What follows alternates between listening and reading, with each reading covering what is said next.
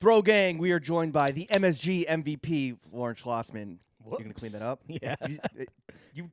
You were timing. You were trying to do that. You were trying to make that a thing. I was trying to. Very cool, man.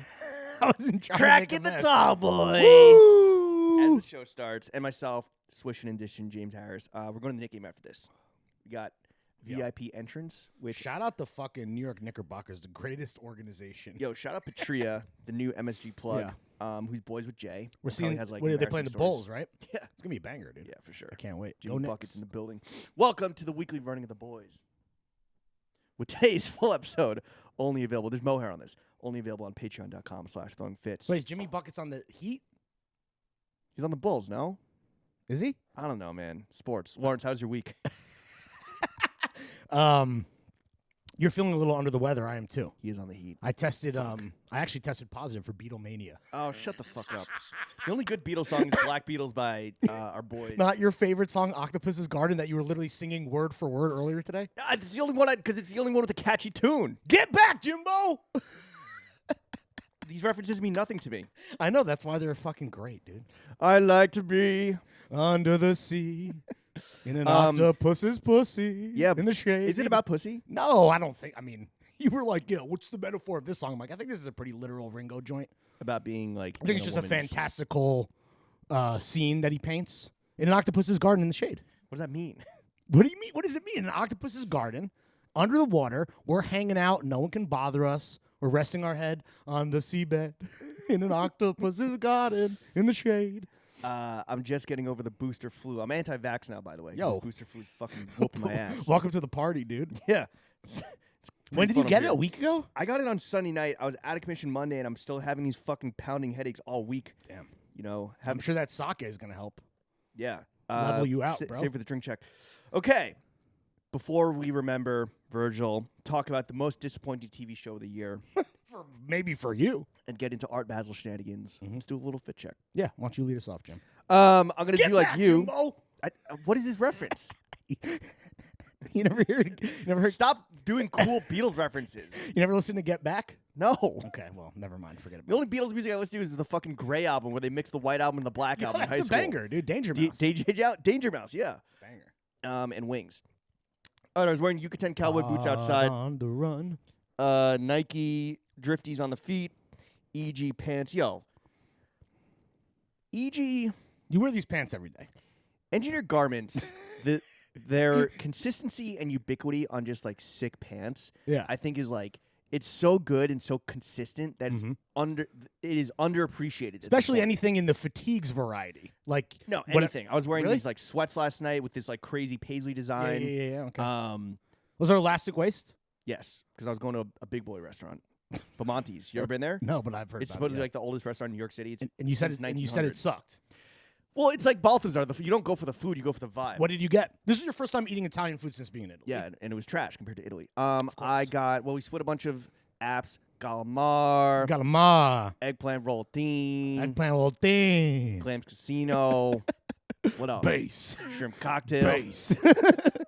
Wait, what were the no? Wait, what do you get for your? And then your I got entree? I split a chicken parm with my boy, which is fire. And then I got a linguine with crab sauce, which I thought was gonna be like lumps of like crab and like Sure. some other seafood. There's just a fucking crab on top of it, and I got a bib and like a cracker. I was like, I'm not gonna fucking crack open this crab that's covered in red sauce, Sure, that sounds like a fucking umami bomb, literally. bro. This legend though, oh my god, I gotta talk about this legend real quick. So like, this place was mobbed up in I think like the 70s, 80s, 90s.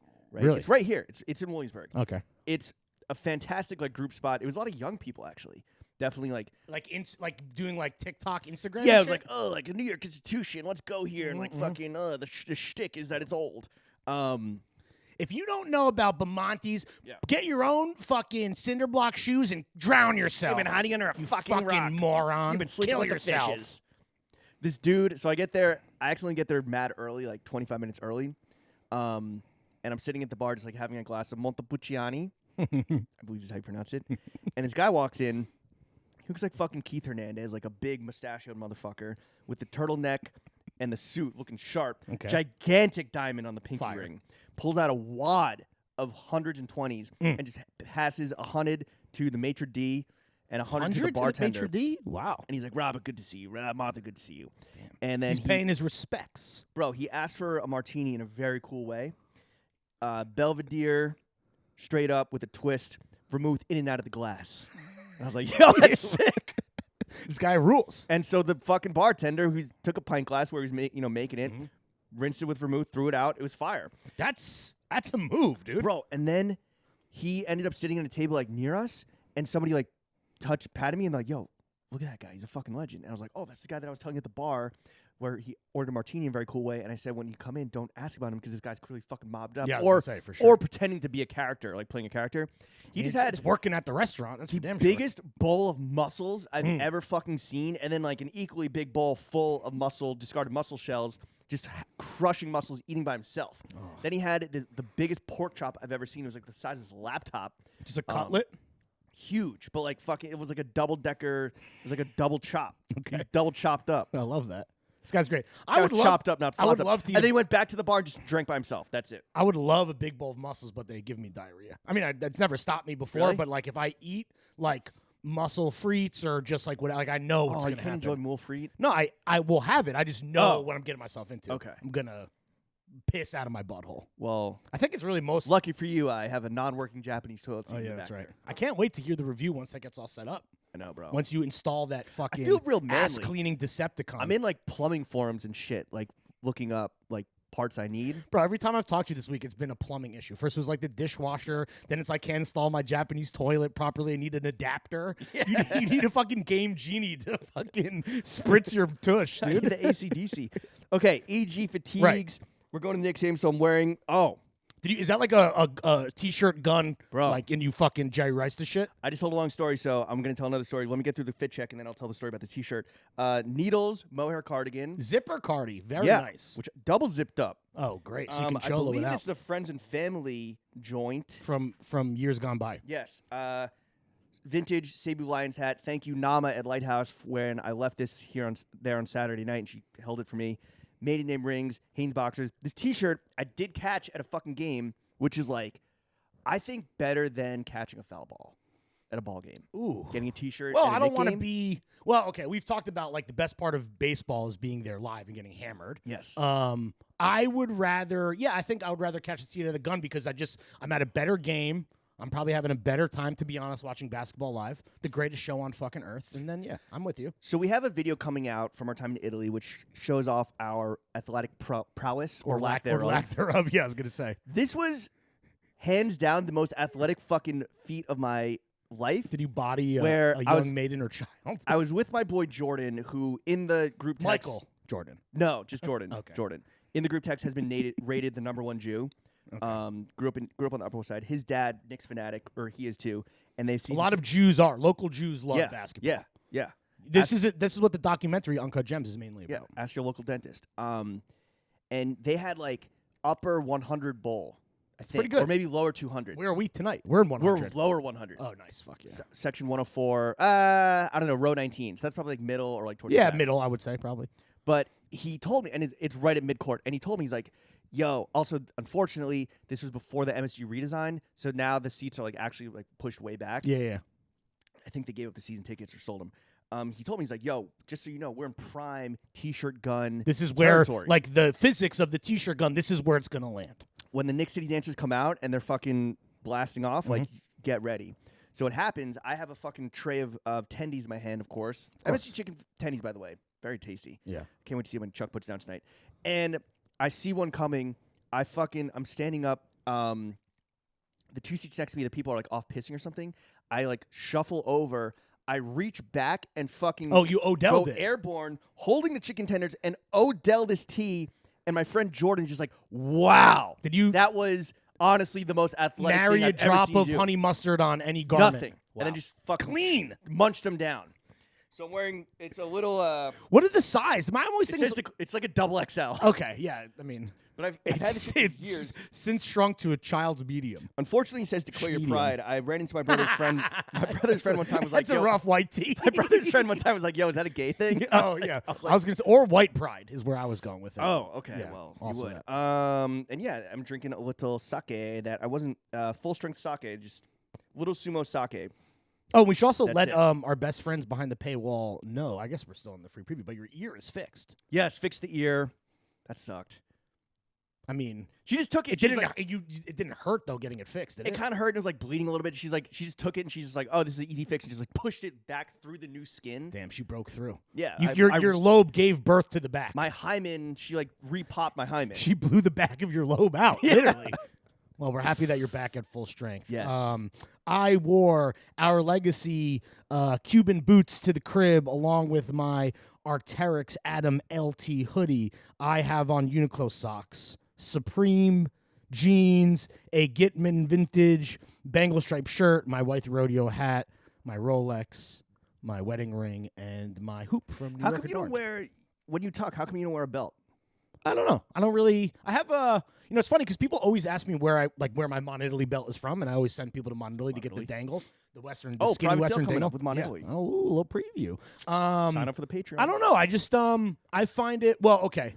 If it's a button fly, right? That belt, it's a lot of fucking yardage to get through to take a pee to undo it. Yeah. Because it's very long. So whether you let it dangle or wrapping it around, you still got to undo you have other the whole belts, thing. I'm sure. No. Yeah. But either way, button fly, it's always easier to go beltless for me, just in terms of like function. And then honestly, man, I don't mind not wearing a belt. Some people call me out for it, but I'm Seems like I'm a missed simple man. opportunity.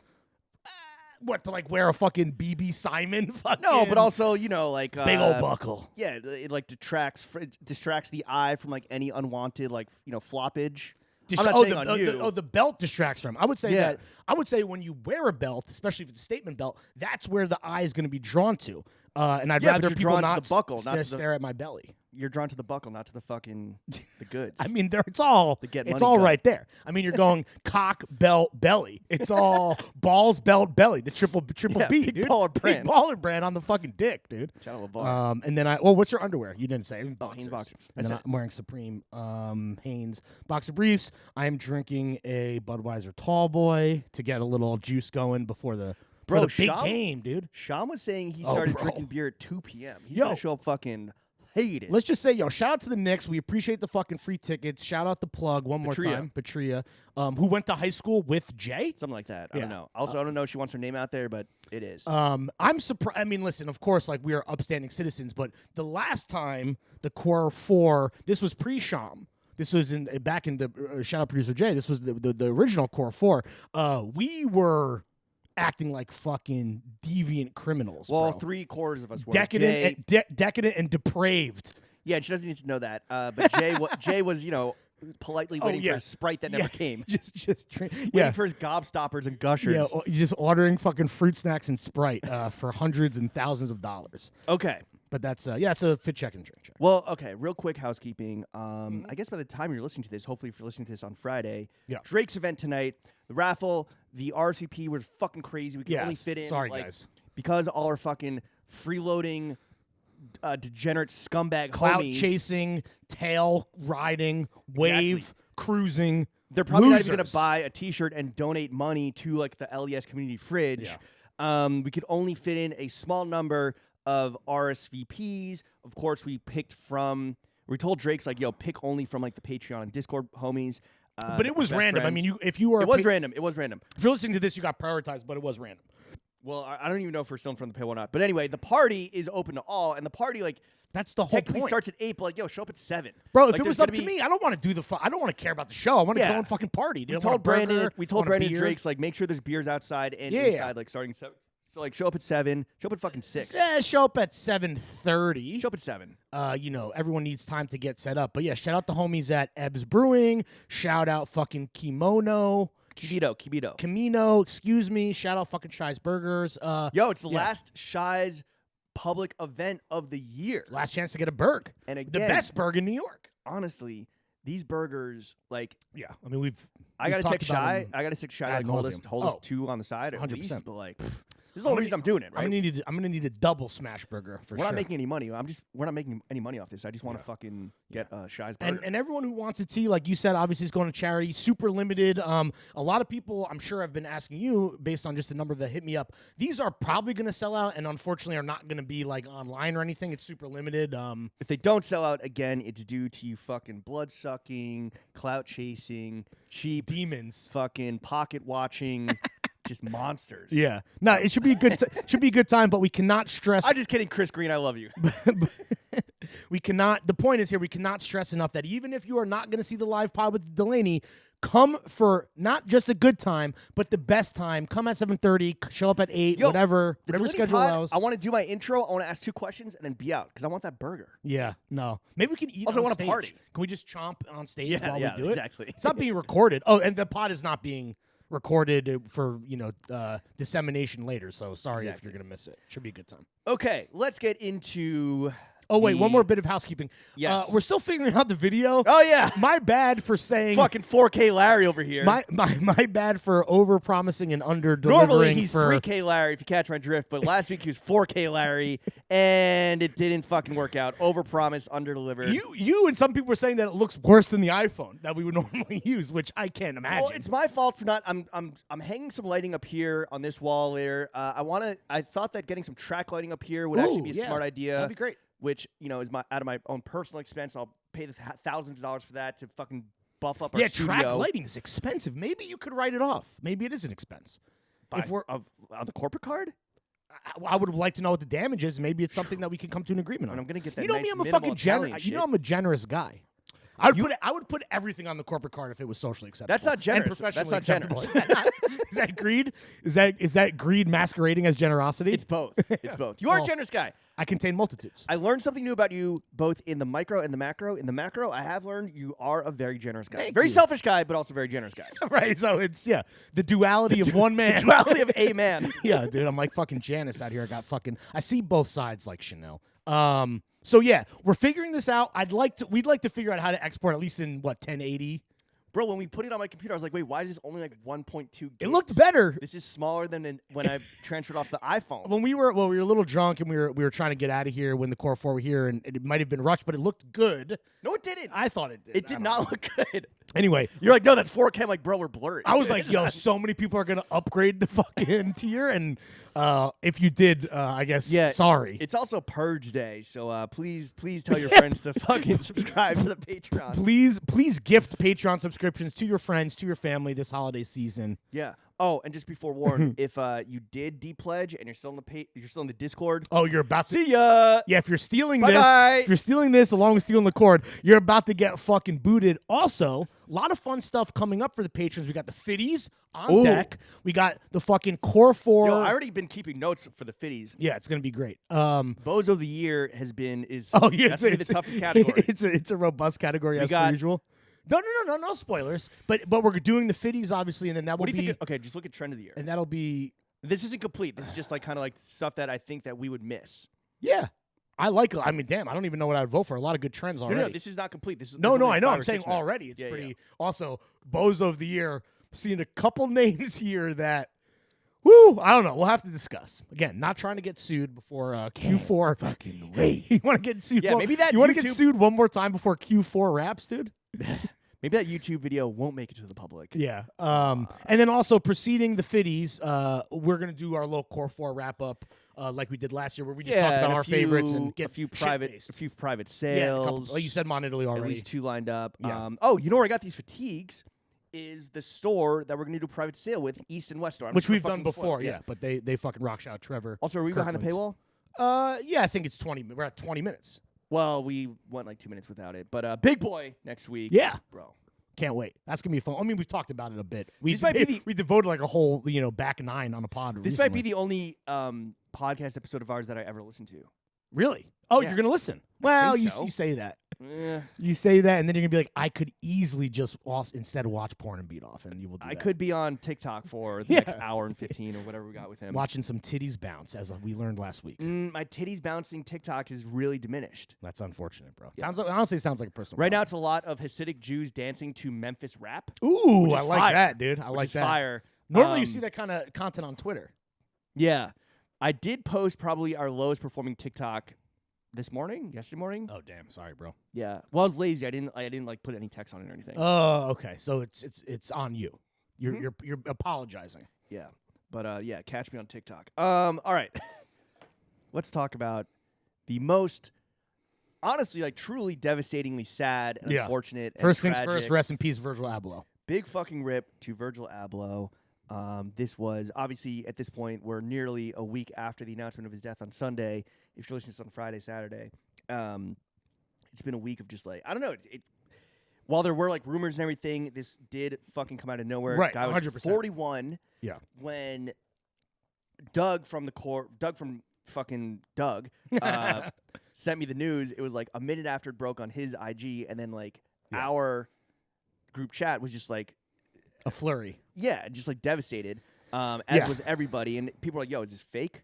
Yeah, everyone it was was great. like, "Is this fake? Is this fake? Is this fake?" It definitely felt like it came out of nowhere, even though, right, there were the rumors. Though, I will say that just based on how he was looking physically, and a lot of people have mentioned the similarities here between Virgil and Chadwick Boseman, where, like, publicly people will, like, joke about how a person looks when really they're, like, clearly, you know, dealing with a serious sickness. Obviously, like, this idea of it being behind closed doors or fighting in private, it's like these people and their family and their closest friends, like, obviously knew, but in terms of the public, you know, having this information, like, it looked like he looked better, right? But it definitely felt like it was coming out. It came out of nowhere.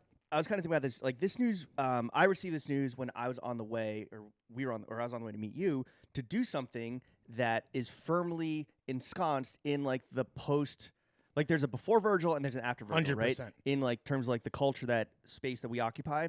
And I was heading to a little photo shoot at a little shop in Canal Street to commemorate merch and to do like a little event, which is kind of like a, you know, two guys that are into clothes talking to a guy that's into like food and shit, right? And like you're talking about the Drake's event, to be the clear. Drake's event, yeah. And I was just like, this, like everything from like merch to like the Yep. just like purely promoting it on IG.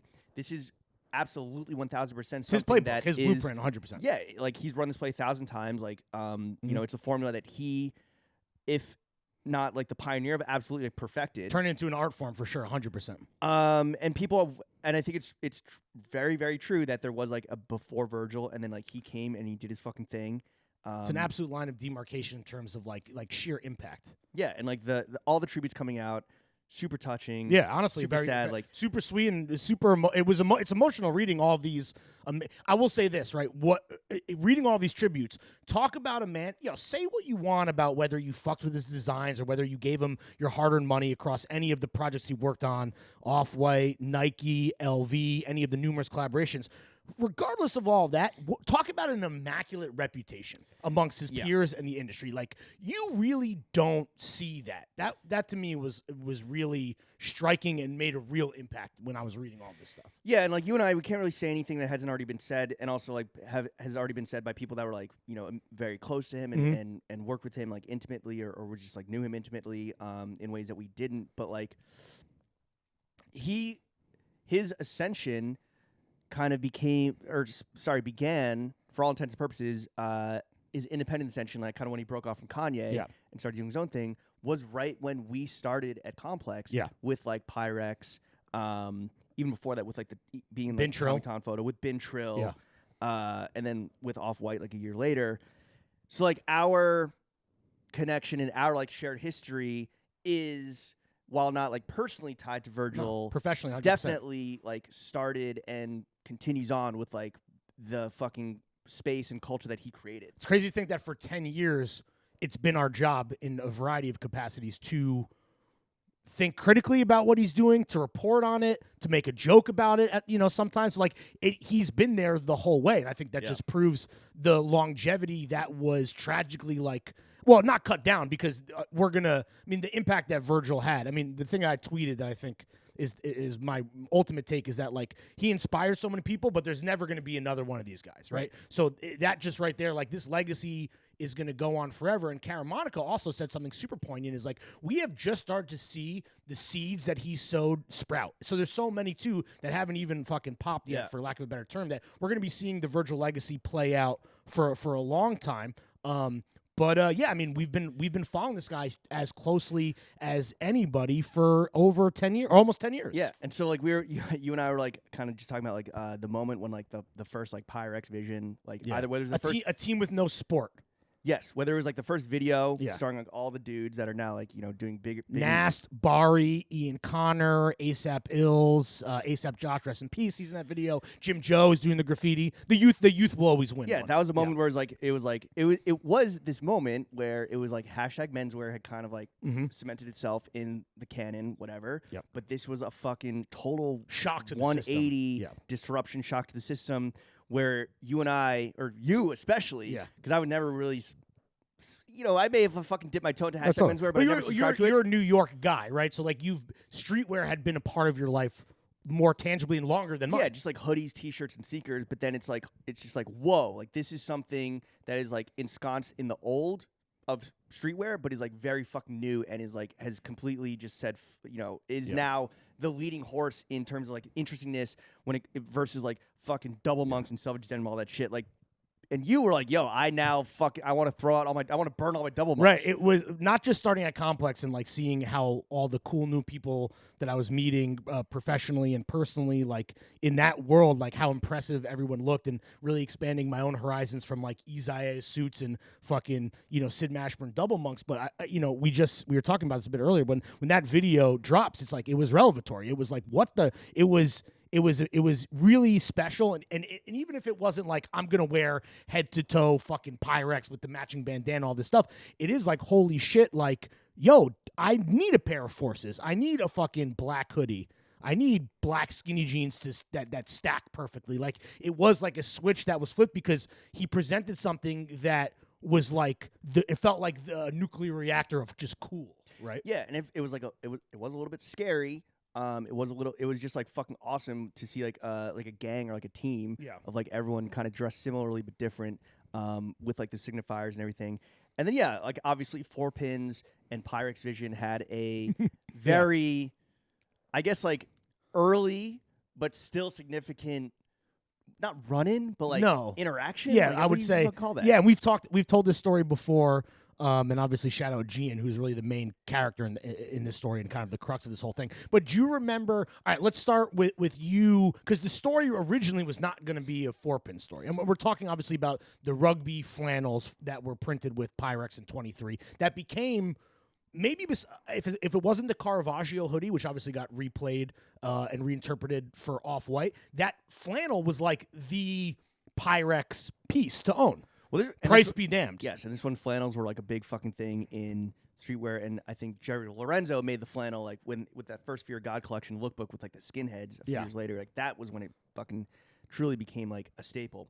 But I was sitting in my staple in streetwear because obviously sitting in my shitty little office with Matthew Henson, and who would go on to be ASAP Rocky's stylist. Interestingly enough, I was scrolling through Tumblr and I see this little post that has like 3 notes. I fucking forget who it is. I mean, it does matter. It does, but a footnote in our story. it's literally the notes are footnote. Yeah. Where he put a Ralph Lauren rugby flannel side by side with the Virgil Pyrex Vision flannel, and very like roughly had like circled like, yo, look at this detail here. Look at this detail here. It's the same shirt. Is it the same? And I sent this around to like you, Gian, Noah Johnson. Probably just the 3 of you guys. And I was like, yo, like, is this guy onto something here? And I think like then... He had been laying out the crumbs. Gian then like got like high-res images from like the rugby site and like did his own comparison. And I think he is the one that like truly was like, yo, Virgil is doing this. And this is when rugby was going out of business. Yep. And I remember there was some fucking saltiness and some butthurtness from you fucking white hashtag menswear guys. Oh, like, no! This guy's taking... He's besmirching the good name of Ralph Lauren Rugby. On the deathbed of Ralph Lauren Rugby, this guy's like buying up flannels and fucking printing on them, and it's like... The big thing that Gian found is, I guess, on the Pyrex site, he like, was able to like isolate and like the images out in high res, and you could literally see where the label in the inside of the shirt was clearly clearly when you zoom in 100x that you could see that it was photoshopped out. Yeah. So you brought this to Joe LaPuma? I think this was like, it's always so funny when a Complex was like, yo, War Room time. Oh yeah. Is this too like sensitive to write about? And there's a few times because it's like, yeah, you got to maintain the relationship with the celebrities, but also, of course, you want to like because he's still Kanye's creative director at this point. What? Virgil. Yeah, It's still, sorry, so it's like sorry. you can't, right. You don't want to bite the hand that feeds because you need, when did that? Oh, no, sorry, in yeah. 2011 or 12 This or is whatever. 2013. Okay. No, I think it was 2012, no? No, this is 2013. Whatever. So it's like, this is too, like, I don't know, like we might get Kanye on the cover. Yeah, Of course. Like, yeah, no, right, you're, right. you're gonna get Kid Cudi on the cover again. Again. Yeah, always, right. We don't want to piss off Kanye. We might, we can't fucking Can't ruin the good music burn the fucking creative director like relationship. that. Yeah. Yeah, we might get John Legend on the cover. Good music, Yeah. music artist John Legend. Yeah. Though there was a good music cover, remember, that came out after this. Creative or designed by Virgil. Yeah, I think. so- I think. I don't know. Yeah, so ultimately no relate. So anyway, so Joe is like, this can't run, or Not Joe. I think the overall decision was like, yo, this is too spicy Right. to like make this allegation because nothing's confirmed. Right. Give it to these fuckers over here. right. So it ultimately goes to 4Pins, right? And Gian writes the article. I don't know if you could even find this if you tried, but he basically, the way that I remember it was less so much of like a straight up wag of the finger allegation. It was more of like, and maybe is me being reductive, but it was more like, here's the facts. The customers should know that before they spend $500 on whatever. I think it was $550. Whatever. There you go. $550 on this Pyrex flannel. You should know that it's the same shirt that is currently on sale for like $15 or whatever. And I remember that Gene actually ended up buying one of the flannels. Wow, that's hilarious. Of course he did. Yeah, he bought the flannel. He owns from every single Rugby. piece of clothing to Right. have ever been produced. So that article comes out, and the only like blowback that I remember. Well, first of all, it was the biggest story that 4Pins had up until that point. In the early days, the site had been around for not long. That must have kind of put 4Pins on the map. That was your first like I think it absolutely did. kind of shot at like industry figurehead. And that piece of like investigative blogging, investigative John's blogging is not ultimately like what 4Pins really became in terms of like no, right. No, it did not. Which is hilarious because, as I've said before, the whole point of launching this site was to create this kind of like BOF. I don't even know if business fashion was what was around back then, but it was supposed to be like a BOF of kind of streetwear. But anyway, the only real impact. How about you suck on both of these nuts?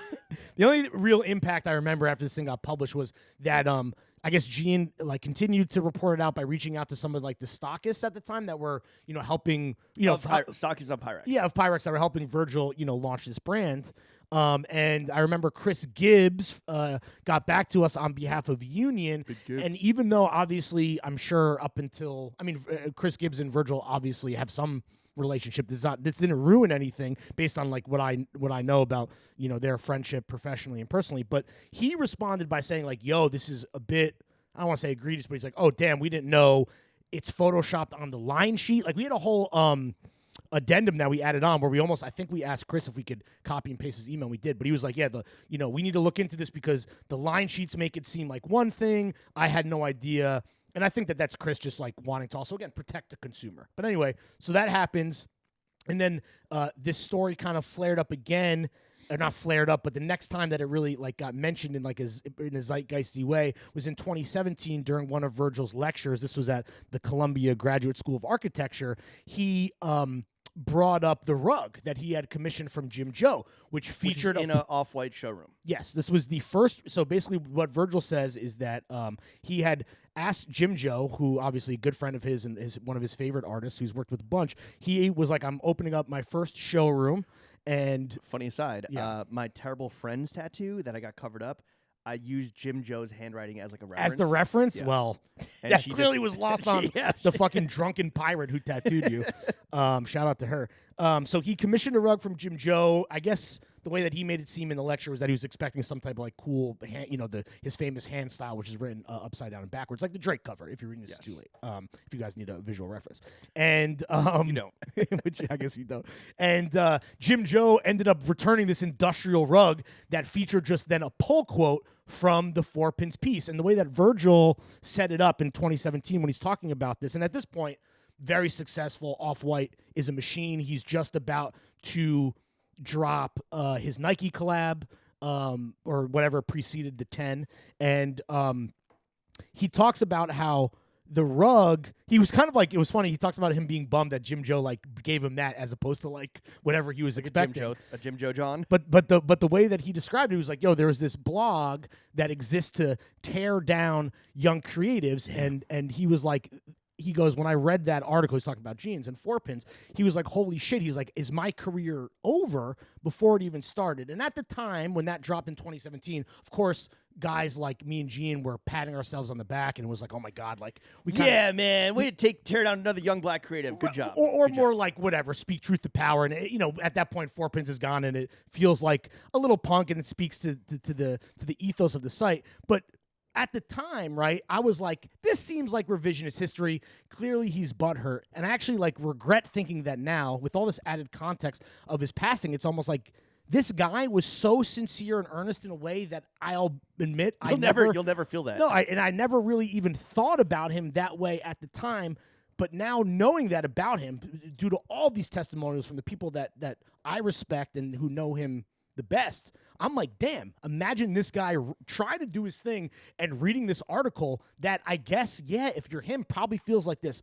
Gotcha, motherfucker. And that sucks. Think of how many young POC creatives that didn't have the willpower and perseverance of Virgil. No, seriously. That 4-pins tore asunder Yeah. and smote.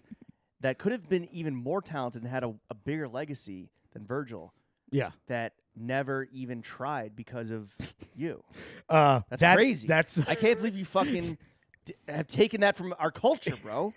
I'm a vulture, dude. I'm a vulture. And I'm picking away at You're fucking not a vulture. You're scraps. A fucking, you think you're I'm a playing sniper. You think you're Zeus, just fucking smiting motherfuckers with your lightning bolts of snarky headlines. But what is funny, and the reason that I'm bringing How dare you? what to me is the most interesting thing, not funny, but interesting and I think emblematic Are these your of notes? Notice Gian's post. I'm going to just Okay. get my facts straight. So what to me is from the story is most emblematic then about Virgil's character is how this kind of like he positioned the rug and what the rug represented to him. So obviously the first thing is putting that in the showroom, even though like obviously this is a Jim Joe decision to this is the art that, Virgil was kind of, given or bequeathed. But the fact that he was like, okay, this is the thing that buyers are going to see now.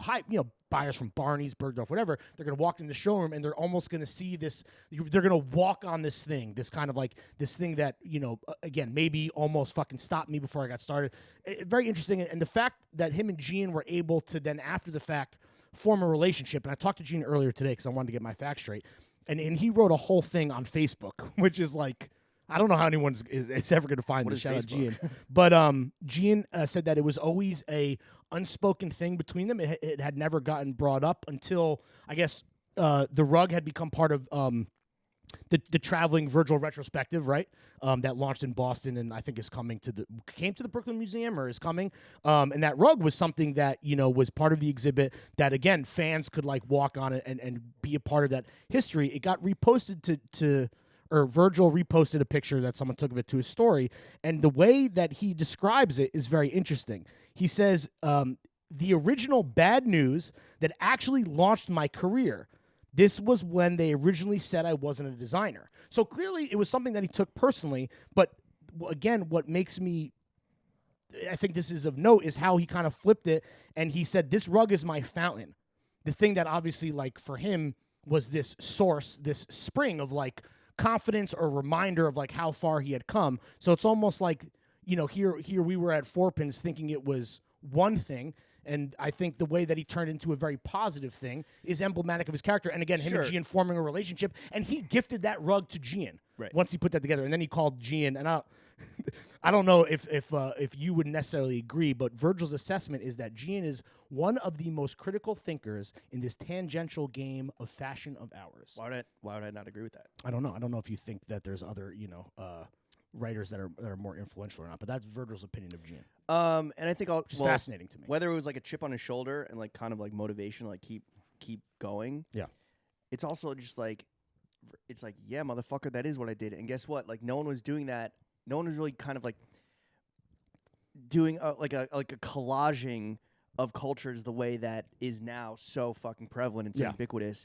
And this was the first time where you take Ralph Lauren, you take fucking selling crack, Right. You take Michael Jordan, Chicago, etc. Sports, yeah. and you you give it a luxury price point. Yeah.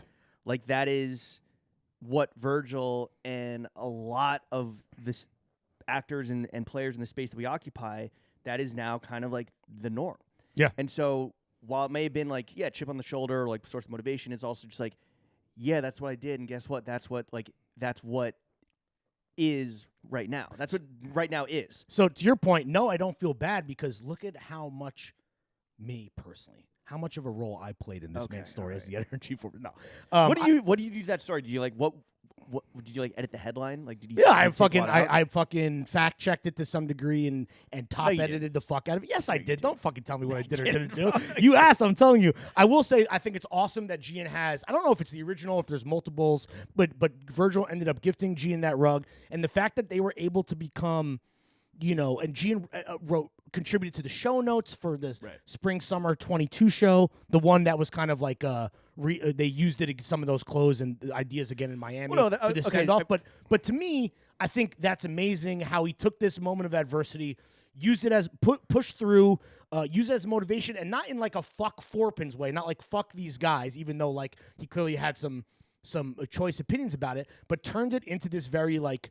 meta and winking and motivational thing, and then ultimately becoming tight with Gene and then like completing the fucking circle. I think that's it's fucking awesome. It's awesome. That's the only way that I could describe it. That's awesome. Just seems emblematic of kind of like his MO was like not to make enemies or like keep enemies, but just be like, oh, this guy Gene, like he's a fire writer. Yeah. Let me like bring him into my circle and have him like kind of build upon this project of Off-White, Louis, whatever that I've been his life's work that he's building out. You have another Virgil story. Yeah, well, I have a few. You met him. Yeah, you met him like. Well, I met him. Two or three times after that. Did he know you as the Forpins guy? No, so that was what I was when I met Jenna. He DJ'd DKNY's 25th anniversary party later, I think that year in 2013, after the article had come out, and Jenna introduced me to him, and I was afraid that it was gonna come up because I respected him and I thought he was dope and cool, and obviously like could understand how he was a transformative figure, maybe to like a lesser degree. Those gates needed to be kept though, right? Which is where you came in. No. If Virgil has taught me anything, it's there. No gate should ever be kept. Leave every door open behind you. Okay. No, I met him then, and he was cool, and I think it was more of like a flex for Jenna to be like, see, I introduced you to Virgil Abloh. And she was flexing nuts on you. I think so. Yeah, ultimately, and that was fine. Is that the secret to a good relationship? Yeah, I guess so. Flexing upon one another. Flexing in sickness and in health. We're still flexing nuts on each other. How's your flex life? Yeah, right. That was cool, and then obviously he was a big fan of Grailed, and we spent a decent amount of time with Virgil in person and over email trying to source him stuff. He always wanted like crazy rare New York streetwear, like an NY thing, Aaron Bondaroff's original brand. I was gonna wear that tonight, but I got too fat to wear my. Oh, really?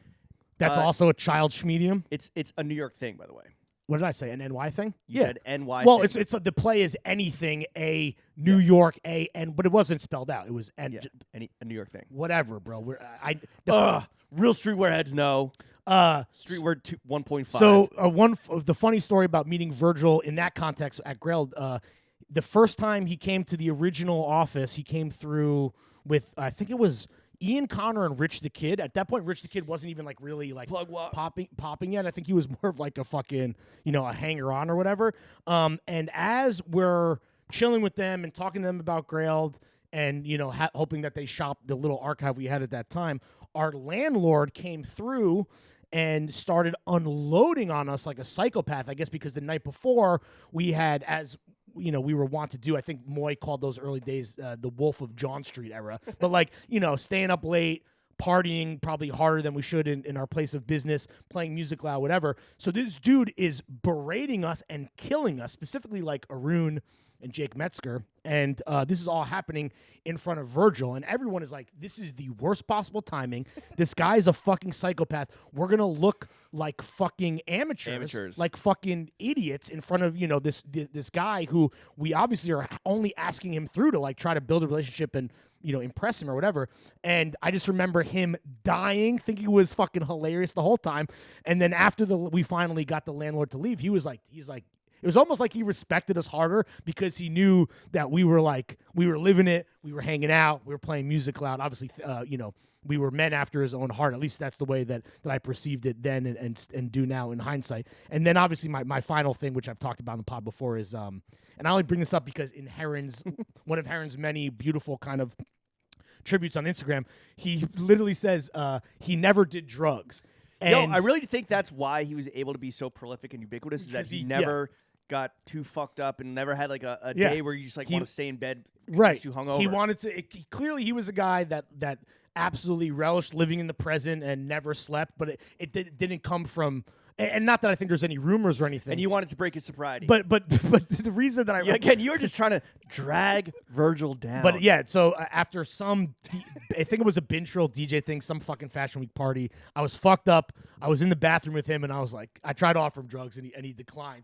And I remember I'm still mortified thinking about it, even though I've told the story a few times on the pod. But well, now it's on YouTube for the world to see. Clearly, I needed information that I did not have at the time, which is that Virgil didn't party that way. He lived it instead. But yeah, fucking shout out Virgil, a true one of one. Yeah. My only real Virgil interaction was do you have anything from the archives? Two, which maybe I'll say one. I don't know. My favorite sneaker of all time, the Nike Free Run 2 Plus Triple Black. Yes, you are the number one super fan. Fuck a white midsole. Fuck a fucking gray swoosh or whatever the fuck they're trying to do right now with the re-releases. Triple Black. I got 5 pairs on ice. I think if I do it correctly, I don't know if you notice, but like the footwear selection by my door is like rotating seasonally. There's always a pair. There's always a pair of Free Run 2 Pluses. It's the dog walking shoe for the man with no dog. Yeah, but I took it, bro. I went back in my photos. I was texting with Goots about Art Basel and texted her a photo of me taking shit at the Versace mansion. Nice. Guess what shoes I'm wearing? Oh, you're wearing the Free Run 2 Pluses, Triple Black. There it is. Yeah. And I was at some Bintrill event, like Nike Bintrill thing on Canal Street, and full circle Canal Street event tonight, Friday.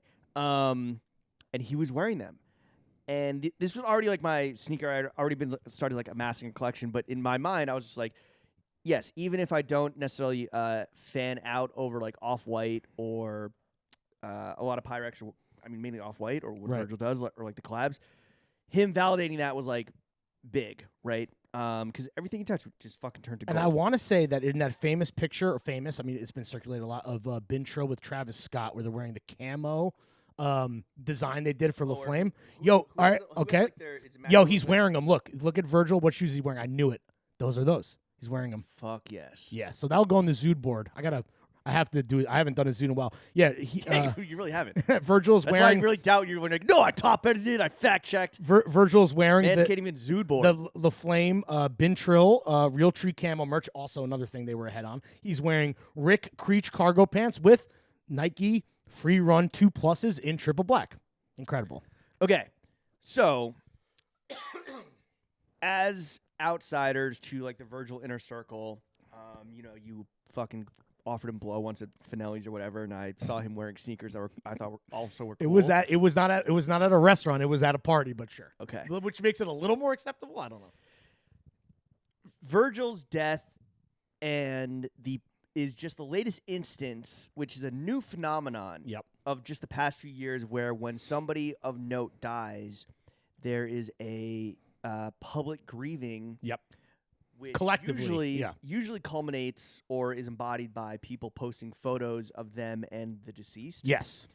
In this instance, taking on another step, a new layer. This is a new layer of kind of like intimacy and one-on-one connection, where people are posting their DMs and their text messages. Right. And yeah, there was an article in the Wall Street Journal about this. There was an article in the New York Times about this. The Wall Street Journal is kind of talking about this as a phenomenon. New York Times is kind of like collecting the best like of the best. Yeah. Ivan, Don C, Jeff Carvalho, John Geiger. um, Yeah. A true murderer's row. Yes. Mount Rushmore of people that DM'd with Virgil. Right. But yeah, okay, so okay. How do we feel about this? My immediate reaction is this is fucking like terrible. This is right? gross to Like, you. yo, first of all, when I die, and a lot of people says, when I die, Please don't. Lock the vault. No. Lock the vault. And nothing gets out. I'm with you 100%, and it's not just because I use the same 10 generic canned responses now to answer every DM to keep my inbox zero. What's your fucking current lore go-to going. emoji? I'm a big pound. You know me, the pounding for sure. See, that's one too many emojis for me. I've gone back to a classic, which is just the prayer hands emoji. Oh, nice. Which was a big bin trill emoji. Yeah, 100%. I mean, I feel like Virgil single-handedly was like more impactful in like using emojis culturally than like anybody, to be honest. No, yeah, please do not ever post any DM interactions with us ever. We're saying this now, so when we do die within the next 5 years, Square Gardens night or at the Drake's event. Yeah. But okay, so you hate this? No. Okay, Your knee-jerk reaction. Your gut knee-jerk reaction is what the fuck? Because also, like, I guess he was so prolific in his responding, Yeah. even though he didn't respond to us. Which Oh yeah, dude. We were joking. This is, I mean, obviously there's not. Well, I mean, this is kind of funny and more at our expense. So I was like, okay, when I quit Grailed. I lost all of my email correspondence with Virgil. And, like, also, can I just say, one of the things I remember is that we dealt a lot with whoever his personal assistant was, and I can't remember the guy's name. I'm sorry. This was, like, the best fucking guy, and I was like, oh, of course. Now, thinking about it, I'm like, of course Virgil would have, like, this guy as his personal assistant, not some fucking shark, not some fucking, like, XPR fucking mean girl bitch. Like, just the nicest fucking guy who just helping like Virgil acquire a t-shirt or whatever was like, you know, he would consider it like moving mountains. So I get why he had people like that around him. But I was like, okay, I don't have any emails. Not that I was necessarily gonna post any correspondence, but let's say I wanted to. My DMs, bro, with him are so thirsty. Just no responses. He never followed me, never responded. But yeah, so no, I don't. Would you have any DMs with him? I had one because somebody like it was May 2019. Virgil, come on the pod. Speak directly to the kids. They want to hear from you. Yeah, not Again, also always in the service of the pod. Right. Never fucking thirsty. And not to make this more about us than we kind of already have, because obviously, you know, this is all about Virg. But what a bummer that we could never have him on the podcast. I'm serious. Yeah. He would have been tragic. Would he not have been top 5? Yeah, of course. Of people that we'd want on? I mean, come on, dude. But it never even that. But we thought I mean, did we ever try to pitch him beyond that? No, because I think that his ubiquity, he was so omnipresent that it never even like really fucking occurred to us. Clicked. Yeah, I don't know. That we should like get him on the pod. Yeah. And then I'm saying this now, I guess. I'm pretty sure that somebody sent me a story of his where he was like posting about being a fan of something that, whether it was like a musician or a restaurant that we fucked with. Somebody was like, yo, Virgil fucks with this too. You guys should like get him on the pod. And I was like, oh, fuck. Like, let me go respond to that. Let me go respond to like, one of like 400 stories and like try to get him on the pod. But yeah, okay. So posting text and DMs with him, normally I think it's a gross violation of like your like contract with the person. The social contract that exists in DMs, which is that it's between two people. Even when they're fucking worm food. Yeah. But I think that with Virgil, it kind of contributed to a newfound like respect and hindsight and a new perspective, or kind of like evolving the perspective we have of him, where all these people, whether they had, you know, a few hundred followers or they were like already successful in their own right, but looked up to Virgil as like the fucking superhero that he was, just like the encouragement, the positivity, the fact that it wasn't it's toxic positivity. The fact that it wasn't just 2 emojis or one emoji, but it was like a true like typed out message or canned responses. I'm just like, yo, this man's iPhone screen time must have been 24 hours. Yeah. And so so my knee-jerk reaction was being a hater on people that are like posting texts unless they were like truly friends with his. Because there are clout chasing demons. We joked about for sure. People earlier trying to get fucking free tickets from us, but I guess all tickets are free in the Drake's in terms of the Drake's event. But there you know who they are, right? You see it, and that's the thing that those people need to realize is like everyone is seeing through this, and like that is gonna exist, and it did happen this time around. But for the most part, I am very happy that people did this because I think it added so much color and context to who this man was at his core and why he was so special and a true one of one. So I'm very happy that people did do this, and I was thankful. And it added to like the legacy. And like I was never someone to like sit through one of his like hour-long like lecture series or Zooms or whatever, but like to be able to be like, oh shit, he was encouraging this person and dropping gems, I think, and dropping gems, the cheat like, codes as he would call them, and just like dropping bars even. I mean, he did say a bar to Jeff Carvalho, founder Barada. Word is, we only live once. Yeah, true, 100%. I guess paraphrasing Drake. I don't know. and it all, just thinking of that too, and Gian also posted that some note from him, right? That was basically like, we only have, paraphrasing, there's only so much time that we have, and it's crazy to be like, to look back and be like, this man never slept, and like why is he DJing another party and another collab? And it's like, holy shit, like this guy was doing everything he possibly could because clearly, he knew there was limited time, right? Yeah. Which is like, again, it changes a lot of how I probably judged his work, which is kind of fucked up to say, but I'm being totally real about that. And I think that, the newfound respect that I have for him is at a point now which is truly unimpeachable, where before I probably would have been, not that being critical is wrong, by the way, but I think it was much more critical in the past when I didn't have all the information. And I think a lot of people. Yeah, and also you judge him off like the off-white and like as you call them, the international students, that the thinly veiled racism that you have there. So like but yeah, like just considering the ubiquity and like what he did for Black and brown people, young people. Right. We got to do a better. Crazy. I think we all could do a better job of like not judging a brand or a designer solely based on like the audience that ultimately embraces it, including ourselves. Right, including ourselves. And I'm sure there's people that think that way about like us who like shit, and they're like, oh, these two fucking court jester bozos are wearing fucking our legacy. Our legacy is ruined for me. I think that if I've learned anything from You're lost, bro. From this outpouring, it's I think it's to what are the big takeaways here? It's like this man lived his life at the brink of sincerity and earnestness in a way that like he lived it, he believed it, and I think that everybody, myself included, could absolutely learn a thing or two from that. Yeah. So I guess the moral of the story is, if you want to collaborate with us, we're down. We're gonna do it. TF is open for fucking business. Shitty little no brand. Check left behind. No, just kidding. I did see him DJ at Art Basel. Yeah. Which is happening right now. Yeah. It's Art Basel. Did you watch the Story tribute Time. show just real quick? Yeah, for sure. I had the live page and it just said like live show starting soon. And then I texted you when it was starting because I'm like, he's not gonna be. Well, no. So I had it open and I was like on my phone, and then I saw somebody go live on IG and they were like people were walking, and I heard his voice and I was like, oh fuck. So I hit refresh on the page and it like started. So I think I only missed like just his little voiceover at the beginning. Yeah. And then it was like very sad. They didn't live stream Michael Burke's speech, the CEO of Louis Vuitton, which is a bummer because I would have loved to hear that. But it was very sad. It was like really sad seeing like his friends, like Kerwin and Luca, were like very much like front and center, and emotional. They were clearly like Tremaine and all those guys. Yeah, and but then it was also like really kind of at the same time, like I forgot at fashion shows how white people can never nod their beat on time. Everyone is like clips. Yeah. It's always the clips. They can never fucking hit the beat. It's very beautiful. I was kind of surprised that the red balloon didn't take off and float away. Yeah. All the budget was spent on the drones and the statues.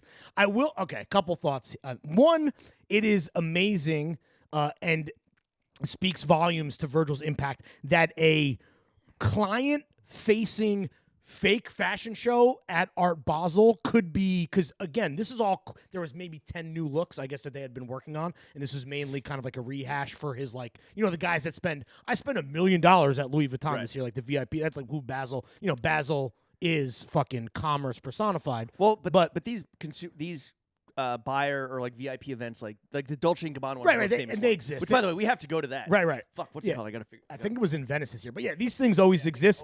But it was amazing to see that be elevated to this kind of beautiful tribute. And then the one thing that I have to bring up, because we talked about Alta Moda.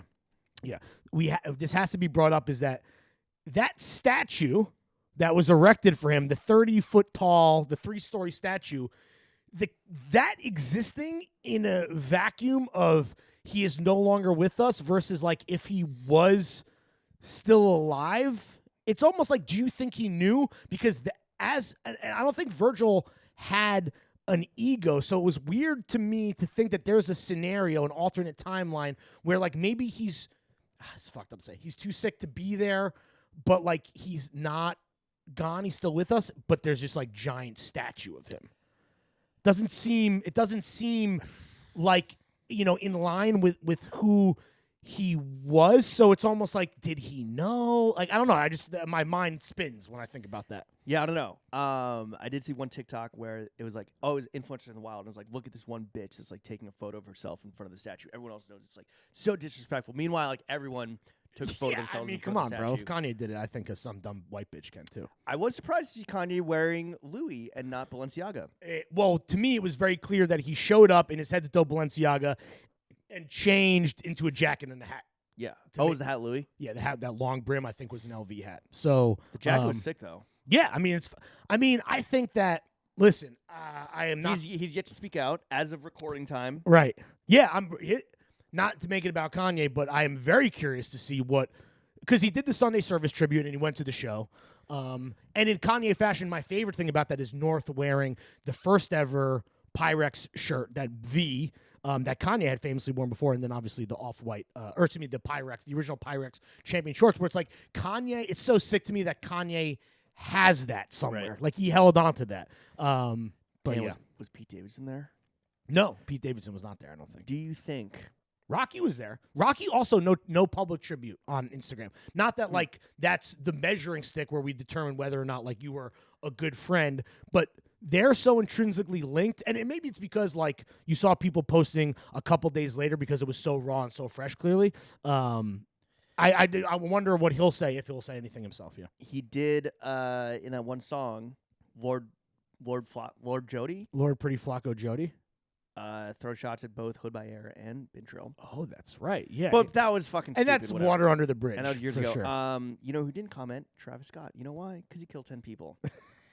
Yeah. He's fucking grounded. Yeah, you're right. He's the house. And he's the other one. And if anything, like, yeah, I guess Travis and Rocky both owe a lot to Virgil as like a dude who helped legitimize them in the kind of fashion, creative art space to some degree. Okay, but, not to be gross right now, but do you think when Kanye is not appointed the new head of Louis I don't think menswear, do you think he's gonna throw a fucking fit? No. I heard, though, I will say that it's so funny to see, or it was so funny to see how Kanye talked about that and how he kind of threw shade at Virgil, and then obviously made the reconciliation at the show, the first show, so fucking amazing. Yeah, when they were embraced. He's kind of throwing shade still on Drink Champs. Yeah, right, right. Slight shade. Kanye clearly thinks that. This is fucked up to say, but actually, Kanye for sure in his own mind was like, I deserve that more. It should have been me. Not that he could have taken it on, but I think it's like he definitely, and he probably thought he should have been offered that fucking, 5-10 years ago, whatever it was. Yeah. So at some point after so the show, this buyer's event or VIP Oh, event. sorry, real quick. The rumor I heard. Here's the rumor about who could take over. So you know how Nigo got hired to do Kenzo? Apparently the rumor is that they might port him over to, because he was so close with Virgil and they have LV squared, there is some rumor that maybe now he would fill that slot. But either way, I don't want to be the guy to follow Virgil. I don't or girl. I don't, or anyone, or they, them. You don't want to fucking follow that up. That's going to be a tough one. It seems like the right thing to do would just be like let the team kind of do it in they took the bow, which was great. After the show in Miami. Majority white team. Just stating facts here, bro. Just stating facts. Wait, here. so let's get. So speaking of Basel, right? You saw him DJ at Basel, and okay. So the only time, Basel's happening right now. Basel. The only time I went there was 2015. Had the fucking time of my life. Will never go back. Mm-hmm. And yeah, went to this event at the Versace Mansion. It was hosted by the Wine and Dine app, which I'm pretty sure does not exist. Yeah, what I was to say. What even is that? It was. What was the point? It was like 3 like New York. Trustafarian Jewish kids that like it was like Rastafari, Zion.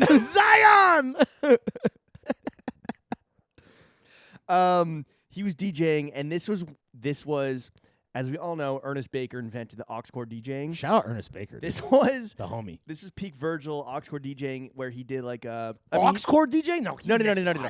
But he would be like very like not esoteric, but very like, oh my god, like.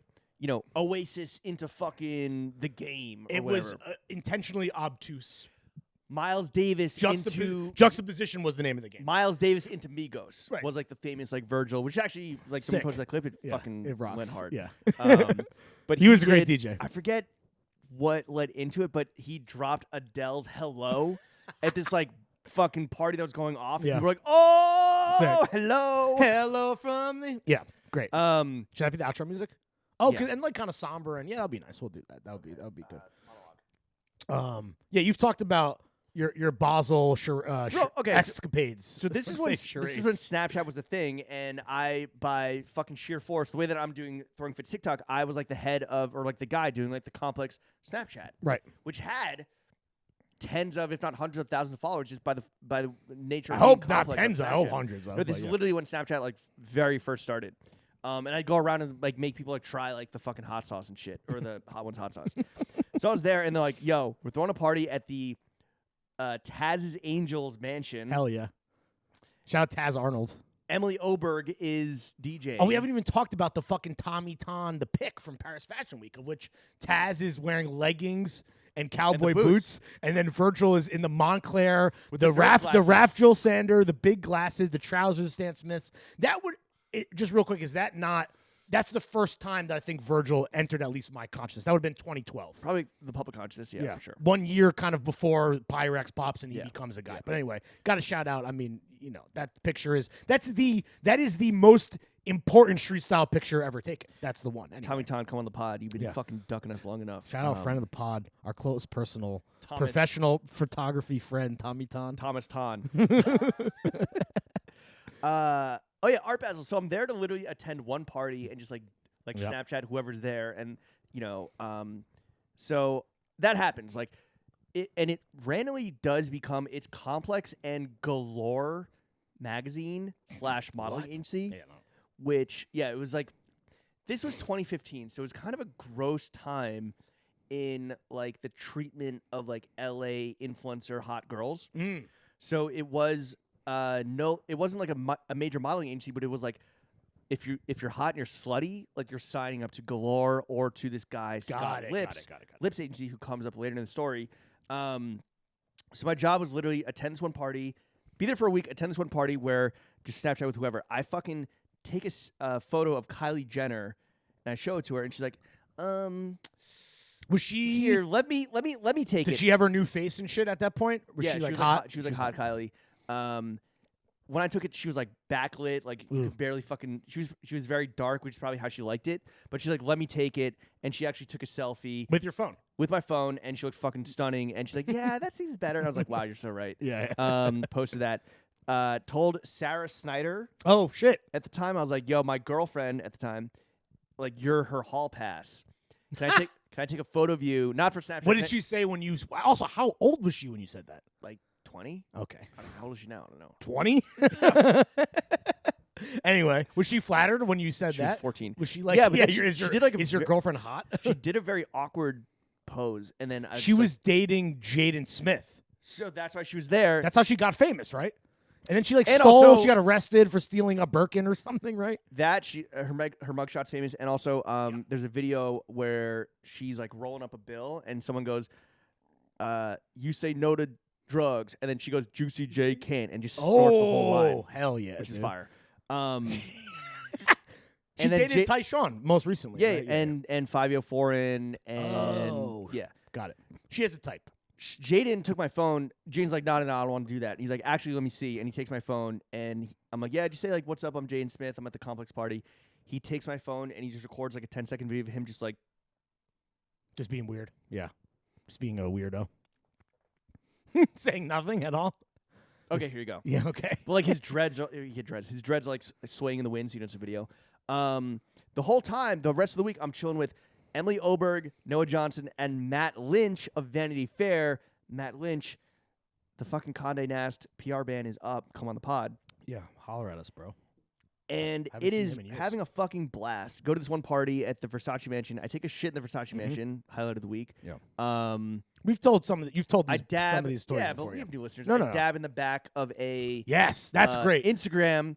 That was taken doing by- numbers on Twitter. I like how you run that back every year. I would every too. year. That's every so year. great. I've like She's like that girl you were saying is like a kind of she's not famous, but she's like people she's know like, her. She's like She's an she artist, Looks, she right? looks like she's or a musician. She looks like she like belongs on Euphoria. You know what I mean? Like I'm sure she's like has like millions of followers on TikTok. Lindsay Kevich. Nice. Apparently the guy now lives in fucking Greenpoint. Scott Lips. His name Oh, is the Lips. guy from the modeling agency.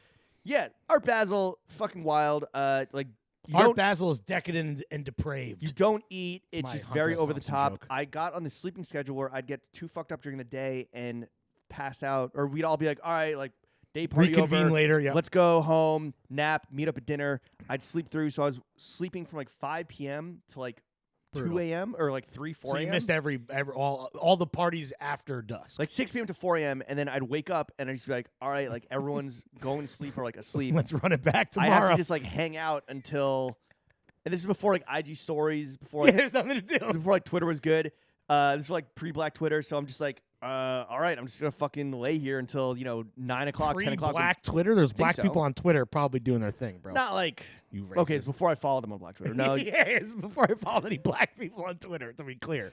but anyway, and then so I was texting with Goots about this because she's now obviously down there with Drunken Canal, and I'm just like, damn, this really do be the generational passing Yeah. of the baton, Sure. where it's like, yo, our Basil be crazy. Is she love it. Isn't she? Where's she from?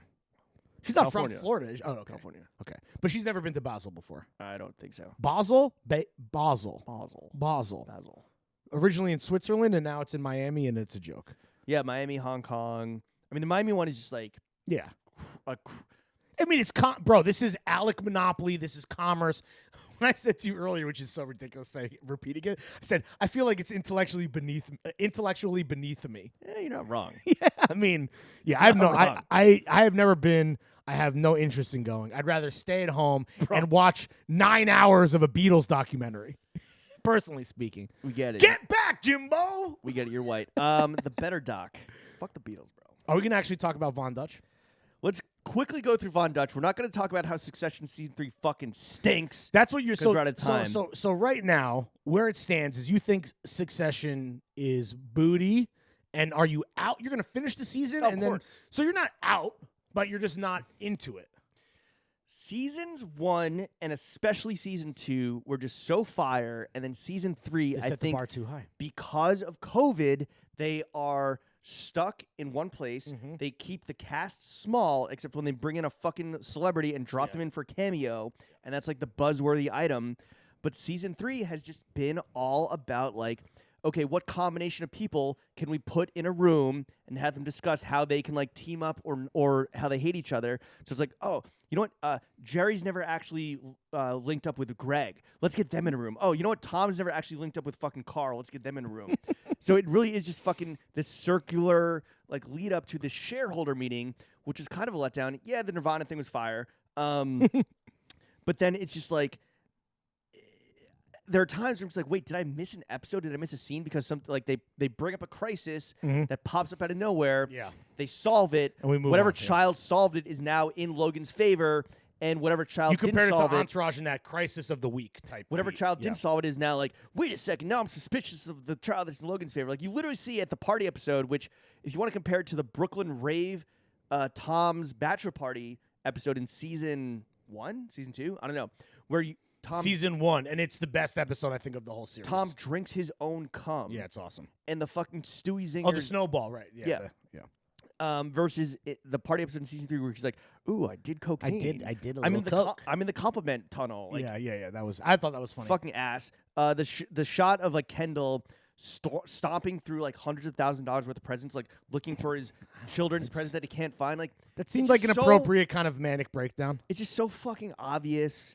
Like that was like the big dramatic like breakdown turning point or like climactic shot, and just like Yeah. nah. And I mean, I want to chalk it up to COVID. They are going to Tuscany, which is where that big New York Mag article was done. I'm happy. I can't wait to see Dasha and Greg get together. Comfrey and Greg do their thing. That should be fun. Nomi Fry said on Twitter that the next episode is a fucking blastic. So Can't wait. maybe they're gonna hit their stride. I don't know. The one It thing fucking stinks though all season. the one thing that you saying like whatever is obvious. The one thing that was obviously wrong to me is that Alexander Skarsgård playing a autistic tech founder Chad, that's not a real guy who wants pasta, pussy, and privacy. Like that doesn't exist. Like that's not a real. Sounds like my Milan trip after you left. Yeah, honestly, the three main food groups. The PPP loan. Whereas the Adrian Brody guy was like believable and awesome and weirdly hilarious in his own way. Like The Skarsgård guy to me is like we just created a new dude that doesn't really have a basis in reality, in my opinion. So Evan Spiegel of Snapchat, Jack Dorsey. Oh, kind Jack of is not a little bit. Damn, dude.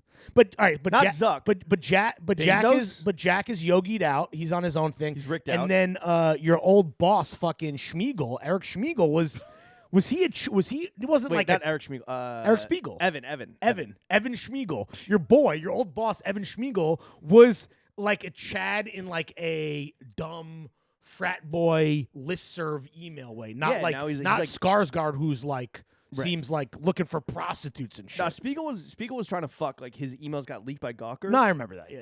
But he wasn't. But he's not cool. Skarsgård seems nobody too thought he was cool. He would wear. Well, he was everyone- wearing all these guys James think they're cool. Purse tees and like acne jeans and cum projects. And he's like, yeah, like I'm Skarsgård fucking looked the part. I'm just saying that person to me Sure. is not a real person anyway. The better fucking TV if you want to not waste your time with Succession. Although you should be watching Succession. Is the Von Get Back documentary on Dutch Disney Plus. documentary? The what? Get Back, the Beatles documentary. Okay. On That's Disney your Plus. reference that you've been fucking. The song you've never heard the song Get Back. That's your Get 70 Back. Get back. That's your Get your back to 70-year-old where you reference. once belong. Get back, JoJo. You've never heard No. that song. No.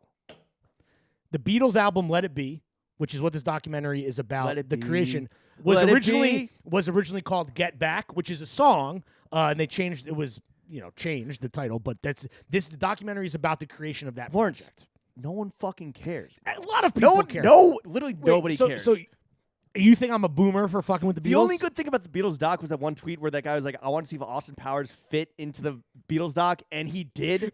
That was fire. I know what you're talking about. The fits are fire. The banter is insane. It's just guys being dudes hanging out. Hey, where are the Beatles? Where are the fucking Beatles? They have emphysema. Let it be. Let it be.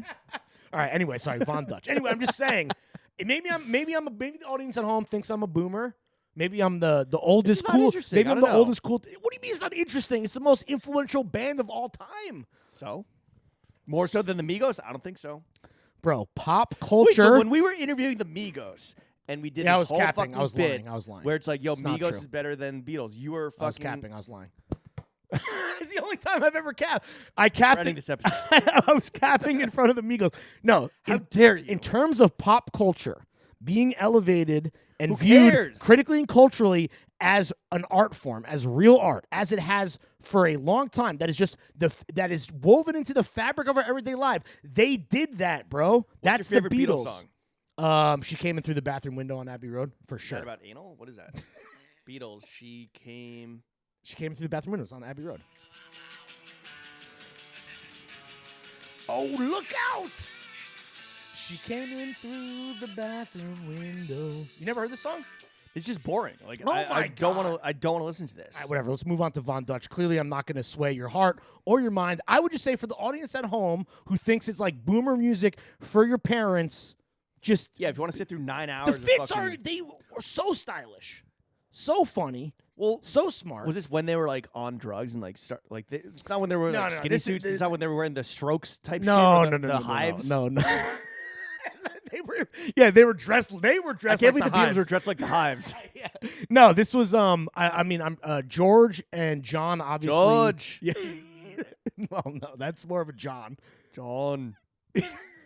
You're doing pretty good. I mean, it's pretty good for a guy who doesn't like the Beatles. Well, I like the fucking Paul McCartney episode of The Simpsons. Okay, touche.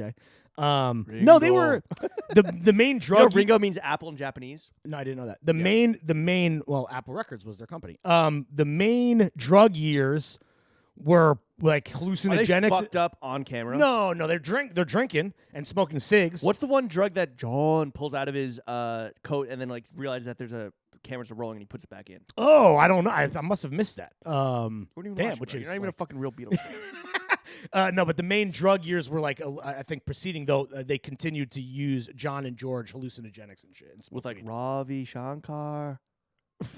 Who? Ravi Shankar. No, the Maharishi. What was his name? Who's the Maharishi? That's a fire Japanese brand. Anyway, all right, let's Von move on. Dutch. Best fucking documentary in the world right now. Yo, this is my new thing. Yo, honestly, you got to upgrade to 4K video to see. Yo, look, Yeah. Mom, no hate. Yo, you're ghost riding the mic. Yo, Ghost ride the pod. Catch me ghost riding the mic in You. 2K. Wait, what's E40? Ooh, ghost Yeah. ride the pod. George. That's how E40 would watch the Beatles. E40 should cover the Beatles. Tell me when to jump. All right, Von Dutch. Let's talk about it for 5 Bro. minutes. I already gave my spiel last week because I watched it already. This was Was I right? You How gave your spiel. preposterous is this? This was you. I mean, I cut you off because when you started talking about it, I was like, holy fuck, I want to. This is everything I want. Right. Opening title music, Crazy Town Butterfly. Yeah. That should be the fucking outro music. Better than any Beatles song, in your opinion? Absolutely. More lyrically profound. Come, my baby. Come, my baby. I mean, you my butterfly, sugar baby. A song about an insect. Come, my A baby. band about, Come, my about baby. insects, you know? I'll make you like shake. It's about quivering orgasms. It's about coming, obviously. yeah. It's about It's coming. about the female orgasm, which we all know is a lie. This guy had crazy. I was kind of okay. This is a lot. Yeah, just We're real behind quick. the paywall. I have definitely, when I was a teen, when I was a wayward youth, definitely jerked off to the Crazy Town Butterfly music video. What? The Is there a hottie in it? I mean, there's clearly. like a manic pixie Not dream the girl. shifty shell shock. No, there's a manic pixie dream girl, and she's literally dressed up as a pixie, like Tinkerbell. Okay. Like she's the butterfly. You beat off to that? This is why I love needles, bro. Yeah, really, dude. Damn, it all makes sense. Freud would have a field day with that. This was okay. This documentary is everything. Also, I really did enjoy. It's really good. It's really good. The first episode was honestly my favorite, where they don't even get into Von The Dutch. brand it's kinda before like, the brand. It's like the late '80s, like SoCal, which is such a grimy, disgusting, dirty little epoch in like human history. And these that- dudes are gangbangers, bro. Yeah, it's like With like fake foos. They're it's fake fu- foos. It's foos gone wild, but it's also like the dark underbelly of like surfing, Right, like right, surf right. culture. Yeah. where it and was skating, in this case, right? like yeah. Because they were skaters. I think they were more It was surfers than skate and skaters. surf. You're right. It was both. It was like gangbanging surfers, Mm-hmm. skaters that like ran drugs, but also like wanted to like look cool and also kill people. right.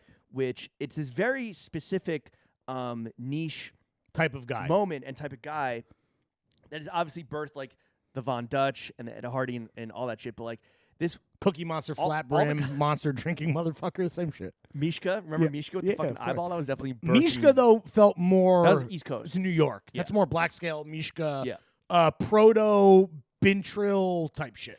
But like Rocky and ASAP Mob. And Warriors of Radness are like who we love. Are the hippie offspring of Right. these like this dark underbelly. Right. I They feel like born and raised. They don't have is- burners and fucking. They're not running coke and shit. Born and raised is probably more like the Yes, true like I would say. descendant of like. Though born and raised, those are real. They're like, what do you call them? Like Chicano, right? These well, guys, they're real foos. right? These dudes They're are tr- like they're true foos. These dudes are like more. They're Asian. They were like Asian, right? Well, one dude's half Japanese. The Well, main guy. that's Well, the beauty of whatever. California is that like it was more of like a interracial melting pot Right. than like the East Coast. Right. Always has been. But yeah, no. So they reminded me a lot of the one time I ever went to Coachella was with One time Narc in Miami. One time in Miami for Art Basel. Might have been the same fucking year. One time. Narc Dad, Yo, Noah you, had Johnson. you had a big year, dude. Big year. You were Narc Dad at both these things. We got invited out by this like water brand where if like you drank it, it was supposed to like kill your Oh, hangover. you've talked about this before. Right. I remember you. But and we stayed in like this estate of like Frank Sinatra's former lawyer. This guy had crazy money because he was like Shaun White's like merch guy. This is like Shaun White was like on top of the world, the fucking Right. flying tomato, whatever. So he just like put us up, and this is a very specific brand of like white trash. This is like 2014, 2013. Right. You know, Virgil Abloh's early years. Let's Right. call him. This like SoCal guys that are like more into like motocross and surfing than like surfing and skating, but they were like, yo, bro, like if you fucking snake my wave, I'll fucking murder you. Okay. Or I'll like kill your dog and like leave him on like the hood of Right. your car. And Anyone who's seen Point Break knows about Exactly. surfing skinhead type motherfuckers. no, and shit. it's Yeah, exactly like that kind of fucking Yeah. 20-year descendant. And everybody in the so first of all, none of these people went to the actual festival. They were course just not. there at a party. And every time someone was like, "Oh, you work at Complex," and they all had this very specific like. Yeah. This is why I still associate ComplexCon with like this trash form of being. Oh, you work at Complex? Oh, I have a brand. You want some Molly? And it's just like You're what? like, yes, 1,000%. I was like, and I will write yes, about no, you. yes, no. Literally, like and this is just emblematic of Coachella. We were like chilling at the bar one night, kind of getting ready to go to Electric Circus, I think it's called. And this one guy who wasn't staying The there. EDM shit? I think so. Ugh. I think it's called that, or Neon Carnival. I forget what it was. Ugh. This one guy who like was handsome but had like slicked back like bleached hair and just like the worst fucking like formal SoCal bro fit on. Mhm.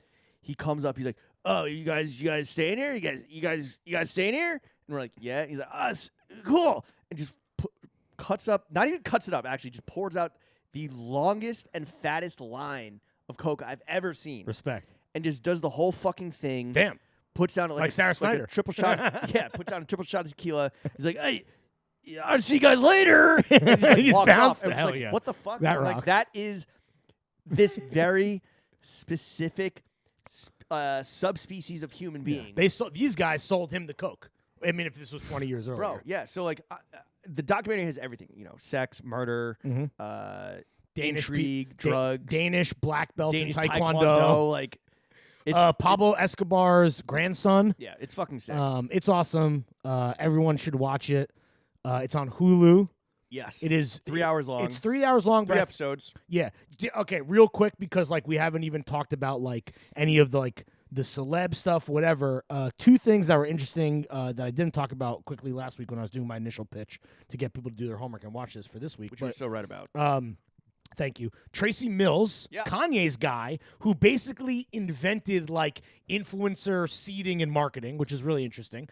And then So he designed a lot of the Kanye West collection, the women's collection, that one that bricked and was a disaster. and the one after that was actually kind of like well received. Okay. I believe I know him as one of Kanye's guys. yeah. I forget. Big God But- and a but- big God guy. I mean, his IG is God's messenger. He had a brand that I reached out to him via Complex, and then I learned that knew he was in Donda. I didn't know he was like Christian Audizier's like consigliere. He really made his money in Ed Hardy. Oh, right after With the Von fact. Dutch, he was kind of like like the celebrity Yo, whisperer. also rest in peace to fucking Christian Audigier. That fucking how do you pronounce his last name? Audigier, I don't know. Audigier. Okay. The fact that dude doesn't even pop up until ep like 3 Yeah, or like 2. late 2. Yeah, it's everyone should fucking tap in.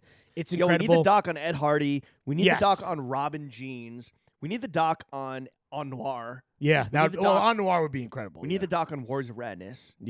Yeah, true. We need all that. Damn. Yo. We need the Virgil doc. We need the Virgil biopic. Honestly, the Virgil doc is going to be like 40 hours long. Also, it's kind of like you're starting to see it a little bit, which I think is gross, is people like trying to like leverage off the estate or like the legacy. Not in like If the projects were in the works and complete, I know what you're talking. You're talking Not- about the Maybach. No, I'm not talking about that because Okay. that was like clearly like that was going to be Planned. something Yeah. that was like going to. And I'm sure, I mean, just like with LV in this tribute show, like clearly everyone is acknowledging that like it's whatever Shannon, his wife, whatever the family's wishes are, and if she wants it to go through, it should go through. And I'm sure he has all his affairs in order and everything. Yeah. I'm just saying like You knew for sure. I just have to imagine that there's definitely people that are like production companies like, yo, like how can we do the Virgil doc? Like let us be the ones to like tell his story. And it's like The Kanye doc is coming out next year, right, on Netflix. The Genius, that one. It's like it's the worst title of all time. It's like spelled wrong. You know what I'm talking who about? said that? Wait, It's just based on his testimonial, right? So it's definitely not true. no. But I'm saying the Kanye doc Did is Netflix announce that? Yeah, Or yeah, just- yeah. Netflix announced it. It's coming out on Netflix. But once the Kanye doc is done and dusted next year, then yeah, it's gonna be fucking prime for the Virgil doc. Yeah. Anyway, rest in peace, Virgil. Yeah, Gone huge too rip. soon. Fucking a big rip, as we say on the pod. A true one of one.